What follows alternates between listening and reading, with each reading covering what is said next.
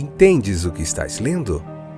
O podcast que te leva através das páginas da Bíblia, livro por livro, capítulo por capítulo. Uma exposição bíblica emocionante.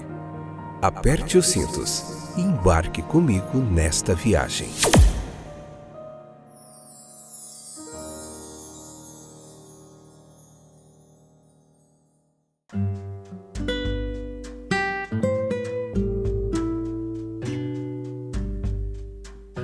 Olá, eu sou o Fábio e esse é mais um episódio do podcast Entendes o que estás lendo? Romanos capítulo 14, parte 1, episódio de número 987, 12ª temporada. Romanos capítulo 14, parte 1, episódio de número 987. Nossa, é bastante coisa. Desde 2 de maio de 2021, no meio de uma pandemia, que a gente começou esse trabalho e a gente está aqui há mais de 5 anos. Pela misericórdia de Deus, transmitindo esse conteúdo gratuito para você a um toque no seu celular. Então, existe o caráter heterogêneo da comunidade cristã em Roma. Leia lá, capítulo 14, depois vem para cá, para a gente refletir junto. A origem judaica de muitos de seus membros, por um lado, e o contato com o costume dos gentios, por outro, sem dúvida, gerou divergências de opinião. Alguns ainda conservavam seus preconceitos e ideias judaicas. Eles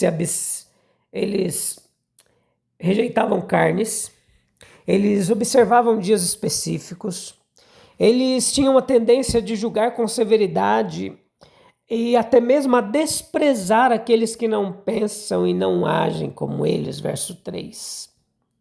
Por outro lado, aqueles que comiam de tudo e consideravam todos os dias iguais, tinham a tendência a criticar os que atribuíam um significado religioso ao ato de comer e à observância dos dias. O apóstolo ele estabelece aqui alguns princípios gerais que são úteis em todos os casos em que surgem divergências de opinião sobre questões não essenciais. O texto nos ensina sobre a dependência do cristão. Nenhum de nós vive para si mesmo, nem morre para si mesmo, porque se vivemos, vivemos para o Senhor, e se morremos, morremos para o Senhor. Portanto, quer morramos ou vivamos, pertencemos ao Senhor, pois foi para isso mesmo que Cristo morreu, ressuscitou e reviveu, para ser Senhor tanto dos mortos como dos vivos, versículos 7 ao 9. Não existe independência absoluta. A relação de cada indivíduo com Cristo, a dependência dele, a responsabilidade para com ele são aqui afirmadas. Nós dependemos da morte do Senhor. Na cruz está a nossa esperança de perdão, de absolvição e purificação. Dependemos da ressurreição do Senhor. Nela reside a nossa esperança e a certeza da vida e da imortalidade que virão depois. Porque eu vivo, vós também vivereis. Nós dependemos da intercessão contínua do Senhor. Em sua intercessão reside nossa esperança e a certeza de que nossas orações serão atendidas. Nós dependemos das dádivas contínuas do Senhor para nós. O dia do Senhor, a palavra do Senhor, a ceia do Senhor. Como nossa vida espiritual depende dessas preciosas bênçãos que nosso Senhor e Mestre nos proporciona. Portanto, quer vivamos, quer morramos, pertencemos ao Senhor. Essa dependência de Cristo, ela traz consigo obrigações correspondentes. Vocês não são de si mesmos, pois foram adquiridos por um preço. Glorifiquem a Deus no corpo de vocês, no espírito de vocês, que pertencem a Deus. 1 Coríntios 6:20. E existe também a independência do cristão. Essa é algo correlato à sua dependência. Ele depende de Cristo e, portanto, ela é independente das circunstâncias externas. Aprendi a estar contente em qualquer situação em que me encontre. E ainda, em tudo somos atribulados, mas não angustiados.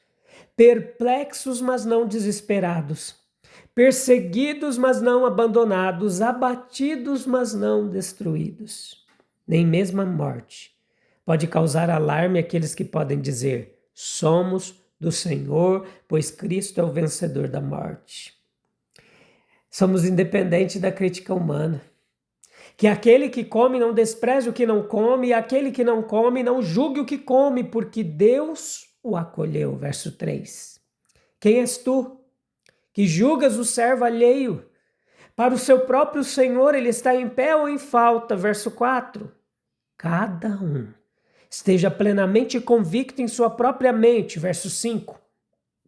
E aqui, meus queridos, o apóstolo afirma o grande princípio da liberdade de consciência, coloca em nós o grande dever da caridade, da tolerância. Ai de nós! Quantas vezes esse princípio e esse dever foram esquecidos na igreja cristã? Cristãos excomungaram-se uns aos outros. Trataram-se como inimigos por discordarem em algum detalhe menor de doutrina, governo ou culto. Mesmo as igrejas protestantes e os cristãos protestantes, cujo princípio distintivo é a liberdade de consciência, às vezes deixaram de estender aos outros a tolerância que reivindicam para si mesmos. Só Deus é Senhor da consciência, afirma a Confissão de Fé de Westminster. A Confissão de Fé de Westminster ensina que somente Deus é o Senhor da consciência. Portanto, nenhum homem, igreja ou tradição pode impor como obrigação aquilo que Deus não ordenou. A verdadeira liberdade cristã, ela consiste em ter a consciência governada pela palavra de Deus e não submetida a doutrinas, regras ou mandamentos humanos. Romanos capítulo 14, verso 1 ao 23. A liberdade cristã. A abordagem geral da ética no Evangelho foi concluída e agora o apóstolo trata de uma aplicação particular que a condição da igreja em Roma exigia. Havia alguns ali, provavelmente uma minoria, que estavam mais ou menos sujeitos ao espírito da antiga lei judaica, fazendo distinções de comidas e dias. E quando se reuniam para as festas de amor cristã, as diferenças tinham consequências incômodas. Os mais fortes duvidavam se deveriam admitir aqueles tão fracos na fé. Como os consideravam, os mais fracos se escandalizavam com a falta de escrúpulos, como pensavam, dos fortes. Ou talvez subjugados pelo peso do exemplo deles, contra suas próprias convicções, participavam da refeição comum. Não havia um erro grave nisso. Os mais fortes desprezando os fracos e subjugando seus escrúpulos com disputas, os mais fracos aflitos em seus corações e julgando os fortes ou não para sua própria condenação, abandonando seus escrúpulos e participando da festa. Meus queridos, certamente a ética divina do Evangelho pode lidar com esse caso. O apóstolo a aplica. Ele defenderá não os escrúpulos dos fracos, mas a sua fraqueza, em oposição à ridícula arrogância dos fortes. Mas primeiro, para se proteger e protegê-los, ele defenderá a liberdade dos fortes em oposição aos julgamentos censuráveis dos fracos. Pois existe o dever dos fracos. O homem mais fraco tinha suas razões, seus julgamentos firmes, sobre qual modo de vida exterior era certo, o que era errado, e ele era rápido em condenar aquele cujas opiniões e práticas eram diferentes das suas. Não é assim, diz o apóstolo. Em vez de julgarmos os outros, devemos pensar em sermos julgados perante o tribunal de Jesus, versículos 10 ao 12. E Paulo ele vem reforçar a lição. Ele quer que seus leitores abandonem a posição de juiz e pensem no tribunal. É melhor pensar em como nos apresentaremos ao escrutínio de Cristo do que condenar com desprezo os irmãos mais fracos ao nosso redor. Deixemos os fracos e os fortes com o Senhor, que não faz acepção de pessoas. E julguemos apenas a nós mesmos, assegurando-nos de uma apresentação adequada perante o tribunal de Cristo.